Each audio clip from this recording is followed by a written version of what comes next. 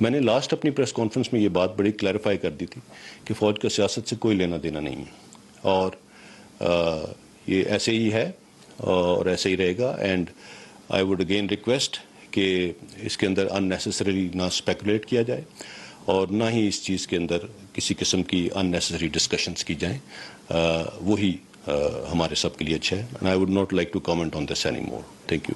صدر زرداری کو دھمکی دیا گیا تھا کل وزیر اعظم سے، یہ ہمارے لیے برداشت سے باہر ہے. اب اس ملک کی خاطر ہمارا خاندان نے، ہمارا جماعت نے بے انتہا قربانیاں دی.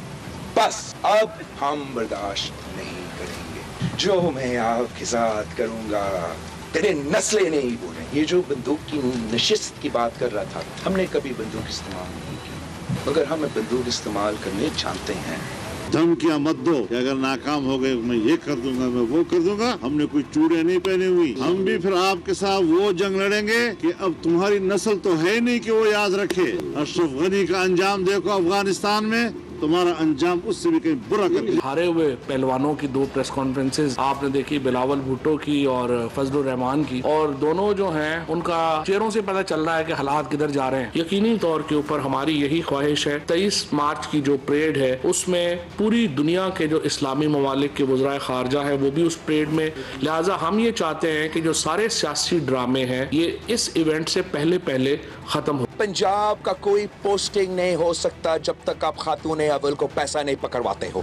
بزدار صاحب سب سے ہوشیار تھا. اس نے جہاں پیسہ دیا وہ کام جادو کی چلا اور ابھی تک وہ مصیبت پنجاب کا وزیر اعلیٰ ہے. آج سیاسی ٹیسٹ ٹیوب بیبی نے کہا ہے کہ خاتون اول جو ہیں ان کو پیسے دیے بغیر پنجاب میں کوئی تقرری نہیں ہوتی. آپ کی پھوپھی جو ہیں وہ تو جیل کاٹ چکی ہیں، ان کے کارنامے بھی سب کو پتا ہے. ان کے اوپر لوگوں نے گواہیاں بھی دی ہیں، باتیں بھی کی ہیں. اگر آپ کے پاس کوئی ثبوت ہے خاتون اول کے بارے میں تو آپ ضرور لے کے آئیے، ورنہ آپ کو تنبیہ کرتے ہیں کہ گھر کی ایسی خواتین جو سیاست میں نہیں ہیں ان کے بارے میں مغلظات نہ فرمائیں.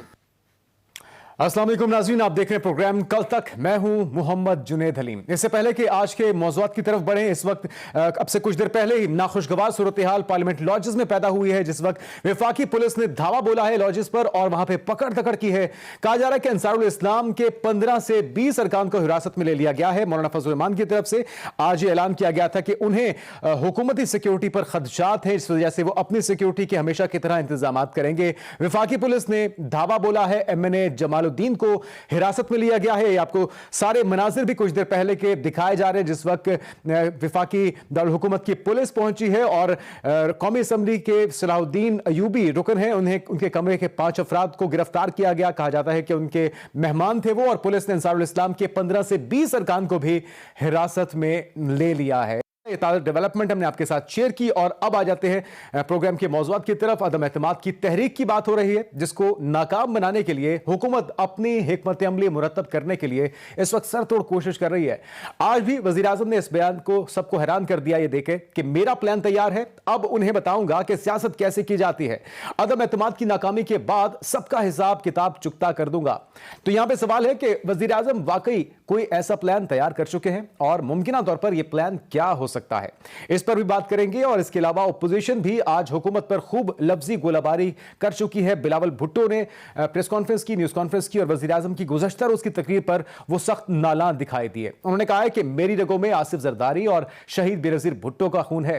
جو میں آپ کے ساتھ کروں گا آپ کی بھی نسلیں اسے بھولیں گی نہیں. جبکہ دوسری جانب مولانا فضل الرحمان جو کہ PTM کے سربراہ ہیں، ان کا بھی یہ کہنا ہے کہ عمران خان ہمیں دھمکیاں نہ دیں، ہم نے کوئی چوڑیاں نہیں پہن رکھی.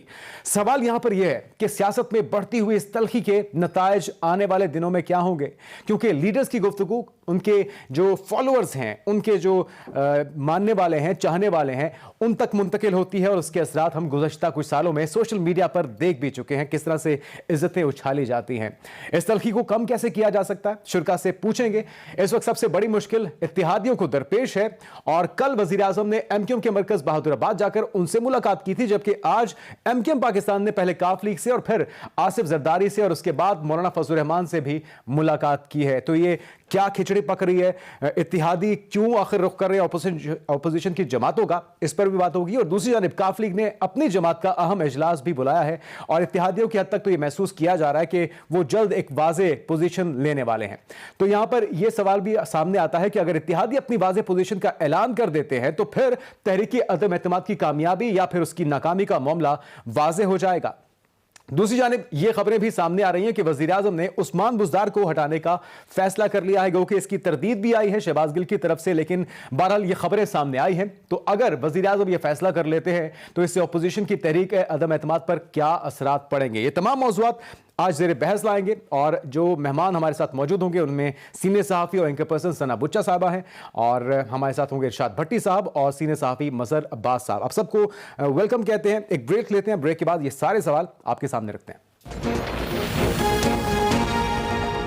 275 रुपए में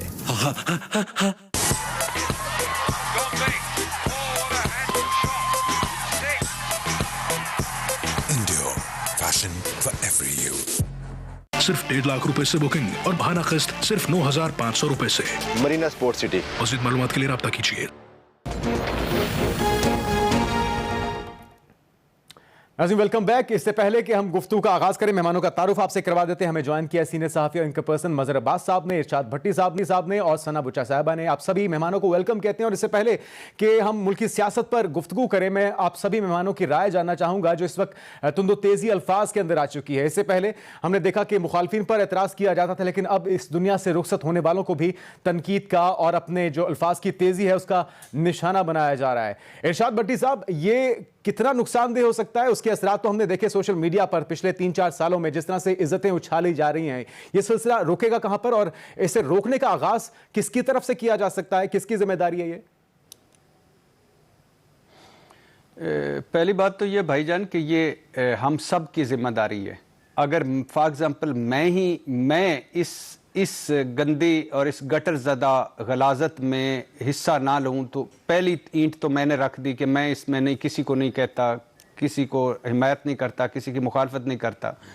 दूसरी बात है, अगर ये रोकना है तो इमरान खान साहब ने रोकना है, जरदारी साहब और बिलावल भुट्टो साहब ने रोकना है, मरियम नवाज साहबा और नवाज शरीफ साहब ने रोकना है। अनफॉर्चुनेटली वो जैसे मैं और मज़हर साहब अभी एक पहले प्रोग्राम में थे, भुट्टो साहब से ये जो काम शुरू हुआ और उसके बाद सब ने अपना हिस्सा डाला, किसी का ज़्यादा है, किसी का कम है। और फिर जब इमरान खान साहब और उनका सोशल मीडिया और वो सारे आए तो वो तो अंत ही हो गई। फिर अब आप बताइए कि बिलावल भुट्टो साहब जब कौमी असम्बली में खड़े होकर बेगैरत कहेंगे और पीछे बैठी ख़वातीन तालियां बजाएंगी तो क्या ये अच्छी बात है? और फिर एक खातून सेनेटर जो हैं वो कहेंगी कि बेगैरत तो कोई बुरा लफ्ज़ ही नहीं है, इसका मतलब होता है शेमलेस। अच्छा, इस तरह अब इमरान खान साहब अगर prime minister of Pakistan Fazlu diesel कहेगा, नानी कहेगा, बूट पालशी शोबाज कहेगा, तो क्या ये अच्छी बात है? अगर जरदारी साहब जैसा जो एक उम्र से सियासत में अगर वो कहेंगे कि इमरान खान की पार्टी में तो ख़वातीन ही महफूज नहीं हैं और इमरान खान नापाक वज़ीर आज़म है, तो क्या ये अच्छी बात होगी? और मौलाना साहब जैसे लोग वो जब इस तरह लफ्ज़ अल्फाज इस्तेमाल करेंगे जो आलम दीन है तो क्या अच्छी बात होगी? और फिर चलो ये ठीक है, बिलावल भुट्टो साहब खुद सियासत में, उनके वालिद सियासत में, उनके नाना सियासत में थे, उनकी वालदा मोहतरमा सियासत में थी, उनकी फुप्पी सियासत में है, और मरियम नवाज साहबा सियासत में है। तो अगर नवाज शरीफ, शहबाज शरीफ, हमज़ा, इमरान खान सियासत में, फ़ाइन, यहाँ तक तो बात ठीक है। अब अगर जब इनके हवाले से कोई बोतान, इल्ज़ाम और तोहमत तो ना उनके हवाले से लगनी चाहिए, ना हमारे साथ मेरी बहन सना बुच्चा बैठी हुई हैं तो ना हम नीचे आना चाहिए कि जो इस गटर सोशल मीडिया पे लोग हमारी ख़वातीन के साथ, जो हमारी जर्नलिस्ट हैं, उनके साथ क्या सलूक करते हैं।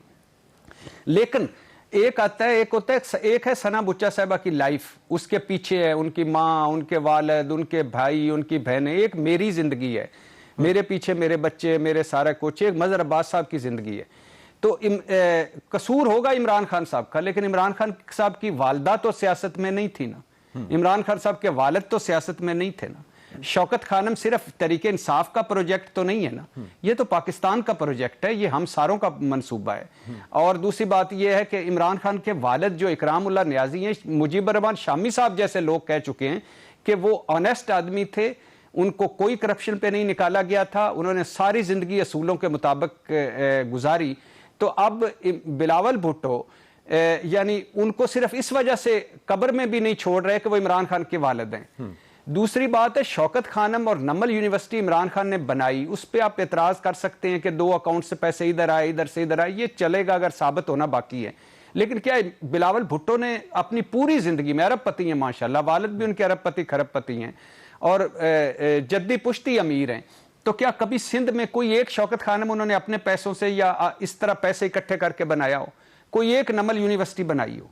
तो जब आपने एक पैसा अपना नहीं लगाते खैरात पे और आवाम की सियासत आप करते हैं और फिर जो करता है उस पे भी आप उसको करते हैं, तो ये एक लंबी दास्तान है। आप ठीक कह रहे हैं, लेकिन ऑपोजिशन हमेशा हुकूमत पे तनकीद करती है और तनकीद का अंदाज बेहतर होना चाहिए, इसमें कोई दो राय नहीं है, लेकिन बड़ा ओहदा होने के साथ जिम्मेदारी भी तो बढ़ जाती है। वजीर आजम जिस वक्त ऑपोजिशन में थे उन्होंने ये इस तरह की टोन अपनाए रखी, लेकिन अब क्योंकि वो एक मुल्क के सरबराह हैं तो उनके ऊपर जिम्मेदारी बढ़ नहीं जाती आपके ख्याल में? बिल्कुल, मैं तो कहता हूं पहला काम, पहले जो अल्लाह ने आपको इक्तदार दिया, वजीर आजम बन गए इस मुल्क में, इससे बड़ा ओहदा और क्या हो सकता है? अब आप चोर, डाकू, लुटेरे, नानी, हराम के पैसों पर पलने वाले और पता नहीं क्या क्या, और पानी आता है तो जाता है, कांपे टांग जाती हैं, उर्दू सीखो, अंग्रेजी सीखो। अब आप इन चीज़ों से बड़ा हो जाना चाहिए। अगर बिलावल भुट्टो ने कह दिया है कि मिसाल के तौर पे कि शुगर उगती है या उगता है या अंडे कितने रुपए किलो हैं, तो या कोई बात नहीं, आप उनको लोगों पे छोड़ें। आप प्राइम मिनिस्टर ऑफ पाकिस्तान। अक्सर ऐसा होता है कि स्लिप ऑफ टंग की वजह से गलत अल्फाज का चुनाव हो जाता है, लेकिन अल्फाज के चुनाव पे मैं यही गुफ्तगू के सिलसिले को आगे बढ़ाता हूं। मदर साहब, आपके ख्याल में पहले मुखालफिन पे तनकीद होती थी, अब मरहूमीन को भी उसमें शामिल कर लिया गया है बगैर किसी लिहाज के, बगैर किसी इसके नताइज देखे हुए। ये सिलसिला अब ना रुका तो इसके असरात क्या हो सकते हैं आने वाली नस्लों पर इसके? जी शुक्रिया। देखिए, मैं आपको थोड़ा सा तारीखी पस मंजर उससे हट के बताऊं, जो मैं और भट्टी साहब से पहले भी बात कर रहे थे और अभी भी भट्टी साहब बात कर रहे थे। देखिए, जब जुल्फकार अली भुट्टो पॉलिटिक्स में आए, मैं उस पीरियड की बात नहीं कर रहा कि जब वो सिकंदर मिर्जा उनको लेकर आए और उन्होंने अयूब खान से मिलवाया और फिर उनको सबसे पहले उन्होंने कहा कि मुझे लाइब्रेरी देखती है ऐवान सदर की, और वहां से उनकी सियासत का सफर शुरू हुआ। भुट्टो ने 70s में पॉलिटिक्स को एक अवामी रंग दिया। उससे पहले पॉलिटिक्स ड्राइंग रूम में होती थी। जब उन्होंने अवामी रंग दिया तो वो सिर्फ ऐसी रंग नहीं दिया कि उन्होंने जलसों से सिर्फ खिताब किया, वो गालिबन पाकिस्तान के वाहिद सियासतदान थे जो गए ग्रास रूट लेवल पे। मुझे नहीं याद पड़ता और मैं ये चैलेंज करता हूँ कि पाकिस्तान का कोई पॉलिटिशियन उस लेवल तक नहीं गया, और ऐसी उस लेवल तक जब मैं जाने की बात कर रहा हूं तो वो बाकायदा देहातों में, पहाड़ों में उधर वो घूमे हैं। तो उन्होंने एक अवामी अंदाज अपनाया। अब उस अवामी अंदाज में बहुत सी चीजें ऐसी हुई कि वो जब जिस अंदाज में जलसे से बात तकरीर करते थे, शलवार कमीज ले आए, जो कुर्ते का बटन है वो खुला हुआ, शर्ट के बटन बाद अखात खुले हुए, तो उन्होंने एक अवामी अंदाज अपनाया और उस अंदाज में वो बहुत सी ऐसी बातें कर गए, बहुत सी ऐसे अपने मुखालफिन को एड्रेस किया जो कि मुनासिब नहीं था। गालिबन वो ये समझे कि शायद क्योंकि अवाम की जबान इस तरह बोलनी है, तो लीडर का काम बुनियादी तौर पे होता है कि अगर अवाम की ये जबान है तो जरूरी नहीं है कि लीडर उस जबान को उसी अंदाज में बताए, लेकिन वो एक कम्युनिकेशन वो था। तो वो पीरियड जो था जब आप पॉलिटिक्स अवामी अंदाज में गई, तो हमारे यहाँ उसके बाद आने वाले लीडर्स ने वही अंदाज अपना लिया और उसी तरह के लहजे और उसी तरह की जबान हम इस्तेमाल करने लगे। अच्छा, उस वक्त ये था कि उस वक्त आप सुनते थे, अखबार में पढ़ते थे, अब टेलीविजन पे करोड़ों लोग देखते हैं, दोनों में फर्क था। अच्छा, प्रिंट में फिर बहुत सी चीजें एडिट हो जाती थी, कभी आप पीटीवी पे अगर आ गया या रेडियो पाकिस्तान पे आ गया तो ये चीज चली गई, लेकिन उसकी उतनी रीच नहीं होती थी। अब जब आप टेलीविजन पे तकरीर कर रहे होते हैं, जलसे में तकरीर कर रहे होते हैं, तो उसको करोड़ों लोग देख रहे होते हैं اور ان کے جو بلائنڈ فالوورز ہیں وہ اس کو اڈاپٹ کر لیتے ہیں. یعنی اگر وزیر اعظم اس انداز میں بات کر رہے ہیں, کوئی بھی وزیر اعظم ہو, تو وہ اسے اڈاپٹ کر لیتے ہیں. یہی لیڈرشپ کا کام ہے کہ اسے یہیں رکنا چاہیے.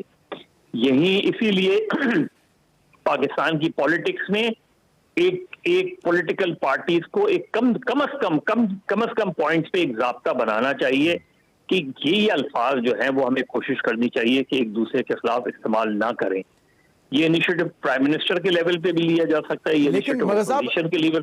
روکنے کا انیشیٹو تو بہت دور کی بات ہو گئی, یہ تو لگتا ہے تلقین ہی یہ کی جا رہی ہے. اور ہم نے پچھلے کچھ سالوں میں دیکھا کہ عام محفلوں میں, نجی محفلوں میں, پبلک پلیسز کے اوپر بھی اب گالم گلوچ کی جاتی ہے عام عوام کی طرف سے, فالوورز کی طرف سے, اس کا خمیازہ بھگتنا پڑتا ہے. تو یہ نفرت, عدم برداشت کتنی شدید تر ہو جائے گی پھر؟ ہاں, صرف وہی نہیں, بدقسمتی سے ہم میڈیا کے لوگ بھی اس کے ذمہ دار ہیں. ہم اس طرح کی زبان کو باقاعدہ نہ صرف چلاتے ہیں, اپنے پروموز کا حصہ بنا لیتے ہیں بعض سچویشنز میں. تو ہمیں اپنی جو رسپانسبلٹی ہے اسے بھی ایکسیپٹ کرنا چاہیے کہ ہم بھی اتنے ہی ذمہ دار ہیں. ہم سیاست اور صحافت معاشرے میں کوئی مثبت جو ہے وہ چیزیں نہیں لے کر آ رہے. ہم بدقسمتی سے منفی رجحانات کو فروغ. سوشل میڈیا دیکھ لیں نا آپ, سوشل میڈیا گروپ دیکھ لیں سیاسی جماعتوں کے, صرف ان 3 یا 4 سیاسی جماعتوں کے سوشل میڈیا گروپس کو جمع کر لیں, اس کی زبان کو دیکھ لیں, اور پھر ان کے لیڈرشپ سے پوچھیں کہ کبھی آپ نے بلا کے اپنے سوشل میڈیا ونگ کو منع کیا ہے, ان میں سے کچھ لوگوں کو نکالا ہے اپنے ان ونگ سے کہ جو لوگ اس طرح کی زبان. کیوں ہو رہا ہے یہ؟ اس لیے کہ لیڈر خود وہ زبان استعمال کر رہا ہے. جب لیڈرز خود وہ زبان استعمال کریں, اور ان لوگوں کے, میں تو یہ بھی چھوڑتا ہوں کون سیاست میں ہے کون نہیں ہے, ایک بیسک تربیت ہوتی ہے نا, ایک بیسک تربیت کی بات ہوتی ہے کہ آپ نے اگر کر لیا, فرض کریں نکل گئی جلسے میں زبان, آپ اپولوجائز کر لیتے ہیں, آپ ریگریٹ کر لیتے ہیں, آپ وڈرا کر لیتے ہیں اس چیز کو. ہمارے یہاں یہ چیزیں ختم ہوتی جا رہی ہیں, اور اس کا نتیجہ کیا ہوتا ہے؟ اس کا نتیجہ یہ ہوتا ہے کہ پھر ہم بعض سچویشن میں فزیکل ہو جاتے ہیں, فزیکلی انوالوڈ ہو جاتے ہیں. پھر جو ہماری وائلنٹ ٹینڈنسی بڑھ رہی ہے وہ بڑی اسی وجہ سے رہی ہے کہ ہم لاؤڈ ہو گئے ہیں. ہم گفتگو میں شور کرتے ہیں, شور شرابہ کرتے ہیں, اور جب آپ شور شرابہ کرتے ہیں تو آپ کی زبان سے کوئی بھی الفاظ ادا ہو جاتے ہیں. ثنا صاحبہ نے بھی ہمیں جوائن کیا ہے. ثنا صاحبہ, آپ کے خیال میں یہ جو سیاسی اختلاف سیاسی دشمنی میں تبدیل ہو رہا ہے, اور جس طرح سے مظہر صاحب نے بھی کہا کہ میڈیا کی بھی ذمہ داری ہے, لیکن وہ وزیر اعظم جو میڈیا کی آواز دبانے کے لیے پیکا جیسے آرڈیننس لے کر آتے ہیں, قوانین لے کر آتے ہیں, جب وہ خود اس طرح کے الزامات بغیر ثبوت کے لگائیں گے تو پھر اس کا سدباب کون کرے گا؟ دیکھیے, مظہر صاحب کا بڑا احترام ہے, لیکن یہ ایک ہولسٹک ڈیبیٹ نہیں ہے. یہ صرف خان صاحب تک رہنی چاہیے. اس کے اوپر ابھی ہم صرف خان صاحب کے اوپر بات کریں گے. جو بات غلط ہے وہ بات غلط ہے. مجھے خان صاحب کی ٹون سے شروع دن سے اختلاف رہا ہے. وہ شروع دن سے ایسی ہی گفتگو کرتے ہیں. میں جو 15 سال سے 16 سال سے گالیاں کھا رہی ہوں, میں اس زبان کو بہت اچھی طرح سے پہچانتی ہوں. ان کی جو ایکچوئل میں ان کی جو اسٹیٹ آف مائنڈ ہے وہ ان کے فالوورز مجھے روز یاد کرا دیتے ہیں کہ وہ کیا ہے. دیکھیے, کارما جو ہوتا ہے نا, اور جو یہ کہتے ہیں what goes around comes around. Qamar Shozab صاحبہ کے آج آپ دیکھ لیجئے, ان کی ایک روتے ہوئے ویڈیو ہے, اور میں خان صاحب کی روح مجھ میں نہیں آئی, اس لیے میں اس کو سیلیبریٹ نہیں کر رہی, نہ میں اس کی کہہ رہی ہوں کہ بہت اچھا ہو رہا ہے, لیکن میں کہہ رہی ہوں کارما جو ہے نا بڑی غلط چیز ہے. جب آپ دوسروں کے لیے کوئی چیز استعمال ہونے دیتے ہیں تو عین ممکن ہے کہ وہ آپ کے لیے بھی استعمال ہوگی. وہ گالم گلوچ اگر میرے لیے ہوتی ہے, کسی اور صحافی کے لیے ہوتی ہے, کسی اور سیاستدان عورت کے لیے استعمال ہوتی ہے, تو آج وہ کمل صاحبہ کے لیے استعمال ہو رہی ہے تو کتنی تکلیف ہو رہی ہے.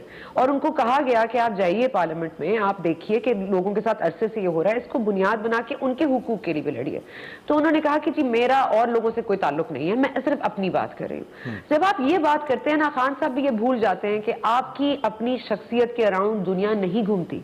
دنیا میں آپ جو دیتے ہیں وہ آپ کو لینا پڑتا ہے. اور یہ جو اللہ تعالیٰ کے اوپر وہ توکل بھی کرتے ہیں, تقوی بھی رکھتے ہیں, اس کے باوجود وہ یہ بات کرتے ہیں کہ اللہ تعالیٰ کو ٹریولائز کر رہے ہیں. آپ یہ کہہ رہے ہیں کہ اللہ تعالیٰ یہ دعا آپ کی سن رہا ہے کہ کاش ان کی گردن میرے ہاتھ میں آ جائے. آپ یہ کہہ رہے ہیں کہ مطلب یہ دعائیں سنتا ہے اللہ. تو آپ اگر اتنی آپ کی دعاؤں میں قبولیت ہے تو آپ کو اچھی چیز مانگ لیتے ہیں, آپ عوام کے لیے کوئی ریلیف مانگ لیتے ہیں, آپ پیسے جو لٹے ہیں وہ واپس مانگ لیتے ہیں. آپ یہ دعا کر رہے تھے کہ کسی دن آپ کے ہاتھ میں آ جائے. I mean, what does it say about you? آپ کون ہیں؟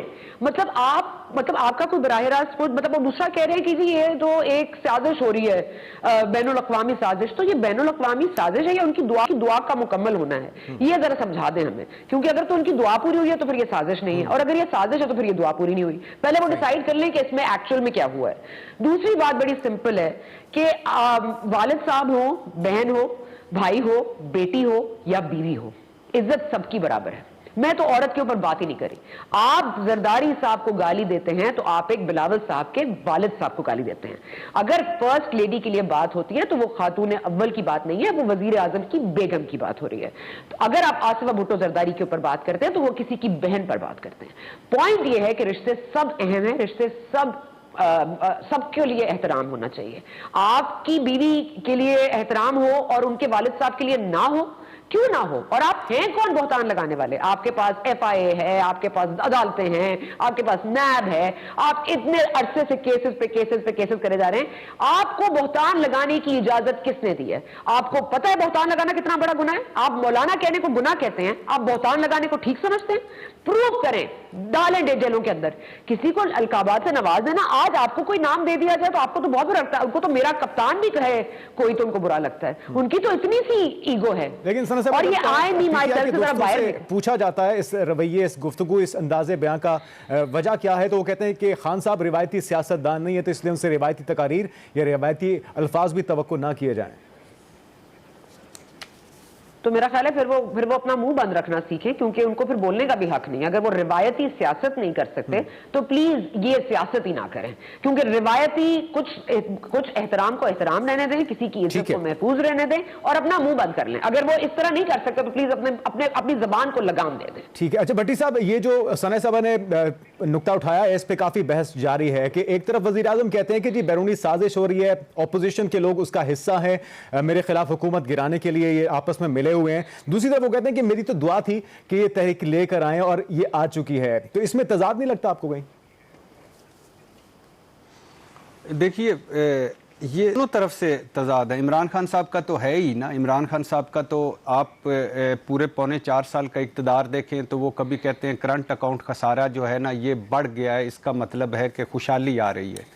اور کبھی آپ وہ کہتے ہیں کرنٹ اکاؤنٹ خسارہ, جب یعنی معیشت گرو کرے گی تو کرنٹ اکاؤنٹ خسارہ بڑھے گا. جب کرنٹ اکاؤنٹ خسارہ 0 ہو جاتا ہے تو وہ کہتے ہیں کہ قوم کو خوشخبری ہو. پھر وہ کہتے ہیں کہ عمران خان صاحب کہتے ہیں کہ پاکستان ایک سستا ملک ہے یار, ظالموں خدا کا خوف کرو. اور ساتھ ہی اگلے سانس میں کہتے ہیں مہنگائی نے میری راتوں کی نیند اڑائی ہوئی ہے. اور ساتھ ہی وہ کہتے ہیں کہ پاکستان 100 پتہ نہیں کتنے ملکوں میں سے کتنے, انہوں نے یہ بھی کہا تھا کہ ان کا خرچہ پورا نہیں ہوتا ان کی تنخواہ میں. اور ساتھ ہی وہ کہتے ہیں کہ میری اپنی تنخواہ میں میرا خرچہ پورا نہیں ہوتا. اور ساتھ ہی وہ کہتے ہیں کہ مہنگائی میرا فرسٹ اینڈ لاسٹ چیلنج ہے.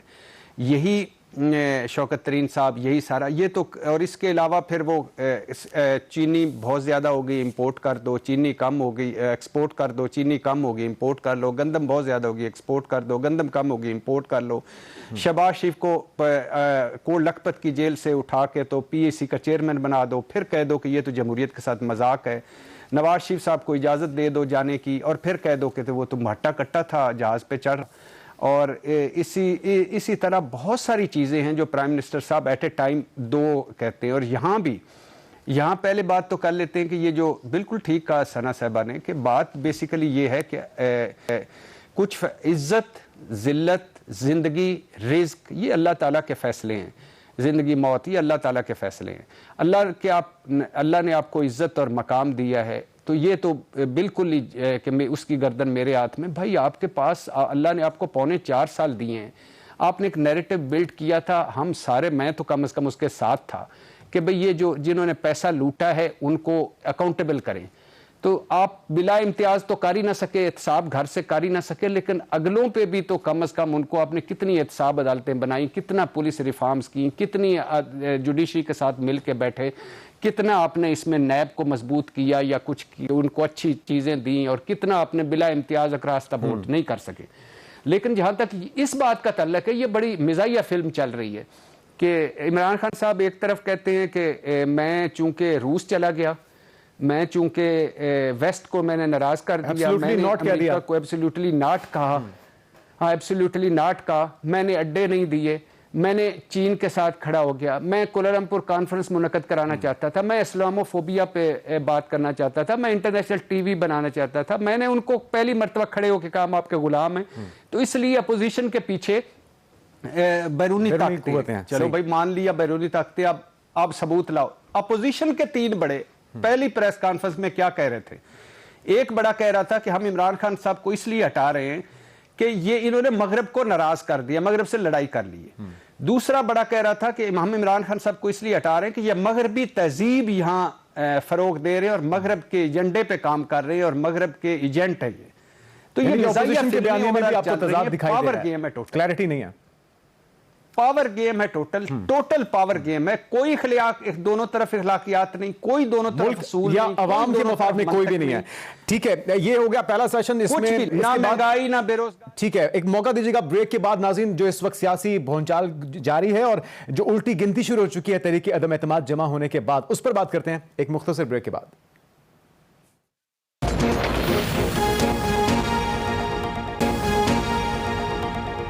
جو ہے وہ 3 مرتبہ وزیر اعظم بنے اور پارٹی کے اندر جو ہے یہ ان چیزوں کو روکنے کی کوئی کوشش نہیں کرتی. تو میرے خیال میں ڈیموکریسی اس وقت تک اسٹرانگ نہیں ہوگی جب تک پولیٹیکل پارٹیز ڈیموکریٹک نہیں ہوں. تبدیلی کا آغاز خود سے نہیں کیا جائے گا. ثنا صاحبہ کیا کہیں گے اس پہ؟ دیکھیے، سرسری طور پر تو ہر کوئی آئین کو سمجھتا ہے. کیا واقعی آپ یہ کہہ سکتے ہیں کہ کسی نے پورا آئین پڑھا ہوگا؟ مطلب مجھے نہیں لگتا مظہر صاحب کے علاوہ تو کسی کو بھی اتنا پتا ہوگا کہ آئین میں کیا لکھا ہے. بھٹی صاحب کو بھی شاید پتا ہو، لیکن مطلب میں نے خود بہت بعد میں جا کے پڑھا ہے، تو اس لیے میں یہ نہیں کہہ سکتی کہ سب نے پڑھا ہوگا. جیسے قرآن شریف ہم گھر میں رکھ لیتے ہیں اور ہم کہتے ہیں ہمیں اسلام نالج ہے، اس طرح سے کبھی اس کو کھول کے نہ پڑھتے ہیں نہ سمجھتے ہیں، حالانکہ رولز آف لائف تو اسی میں ہیں. تو اس طرح آئین میں آپ کو ایک سسٹم کی طریقہ بتایا گیا ہے، وضع کر دیا گیا ہے کہ اس ملک کو کس طرح چلانا ہے. اس کو کبھی کسی نے نہ پڑھا ہے، نہ فالو کیا ہے، نہ آگے کسی نے پڑھنا ہے نہ فالو کرنا ہے. یہاں پر یہی ہوتا رہے گا. یہاں پر طاقتور قوتیں، چاہے وہ سیاستدانوں کی شیپ میں ہوں، چاہے وہ ججز کی شیپ میں ہوں، چاہے وہ صحافیوں کی شیپ میں ہوں، چاہے وہ اسٹیبلشمنٹ کی شیپ میں ہوں، یہ اپنا روش خود بناتے رہیں گے. سسٹم کبھی ہم نے مضبوط ہونے نہیں دیا، کیونکہ سسٹم کی مضبوطی ہماری کمزوری ہے. اور سسٹم کو جب آپ مضبوط نہیں ہونے دیں گے تو nothing will stay in place, nothing will stay right. اور وہ یہی ہو رہا ہے. اس ملک میں بہت چیزیں امپروو نہیں ہوئی، بہت چیزیں ڈس انٹیگریٹ ہو گئی ہیں. جو لینگویج میں آپ کو بتا رہی ہوں، خان صاحب رہیں یا جائیں، عدم اعتماد آئے یا نہ آئے، 23 مارچ کو مارچ نہیں ہوگی، اس سے پہلے چل چلاؤ ہو جائے گا خان صاحب کا. یہ میں آپ کو وثوق سے کہہ رہی ہوں. اور یہ دیکھیے گا کہ عدم اعتماد کو ٹیبل بھی نہیں کرنا پڑے گا. آپ دیکھیے گا کہ کتنی جلدی، میں بالکل دے رہی ہوں. اور عدم اعتماد ٹیبل بھی نہیں ہوگا، خان صاحب کی حکومت چلی جائے گی. اور یہ سب کچھ بات سے پہلے ہوگا، کیا کہہ رہی ہیں؟ آپ ہولڈ کر. 23 کو مارچ نہیں ہوگا، یہ میں آپ کو بتا دیتی ہوں. 23 کو مارچ نہیں ہوگا، یہ میں آپ کو بتا رہی ہوں. اور یہ نہیں ہوگا کیونکہ یہ فورن فنڈنگ کا آج اس کو فاسٹ کرنے کا جو فاسٹ ٹریک پہ ڈالا ہے، دیکھیے ہر طرف سے پریشر ہو گیا ہے، لاسٹ وار ہو گیا ہے. Foreign funding case was the last shot, وہ لے لیا ہے. اب جس نے بھی لیا ہے اور جس کو بھی استعمال کر کے لیا ہے، وہ بالکل جا کے جگہ پہ پہنچا ہے اور جگہ پہ نشانہ جو ہے بالکل جگہ پہ لگا ہے. اور یہ دیکھیے گا، یہ 2-3 دن 4 دن کی اور کہانی ہے. اتحادیوں نے بھی فیصلے کر لیے ہیں، انہوں نے کس طرف جانا ہے وہ فیصلہ کر چکے ہیں، اپوزیشن کے ساتھ ملیں گے، سب کچھ طے ہو چکا ہے. اس لیے مجھے نہیں سمجھ آتی ہم بحث کسی کریں، لیکن سسٹم انفارچونیٹلی انسالوڈ اور اس کے لیے کسی کے پاس کوئی سولوشن نہیں. ٹھیک ہے، جاتے جاتے ارشاد بھٹی صاحب، اینٹ کا جواب پتھر سے دینے کی روش کب تک جاری رہے گی؟ جب تک یہ سارے موجود رہیں گے. اور ثنا بچا صاحبہ کے لیے عرض ہے کہ میں نے واقعی صحیح کہہ رہی ہے، میں نے آئین نہیں پڑھا. دوسری بات، لیکن اس سے بڑی بات بھی ہے کہ ایک مظہر صاحب اس بارے میں ایک واقعہ بھی سناتے ہیں، وہ خیر رہنے دیں. لیکن اگر ان ساروں پارٹی کے جو سرکردہ ان سے اپنے اپنے منشور کا پوچھ لے جائیں کہ آپ نے اپنے منشور کمپلیٹ پڑھا ہے، وہ بھی نہیں پڑھا ہوگا.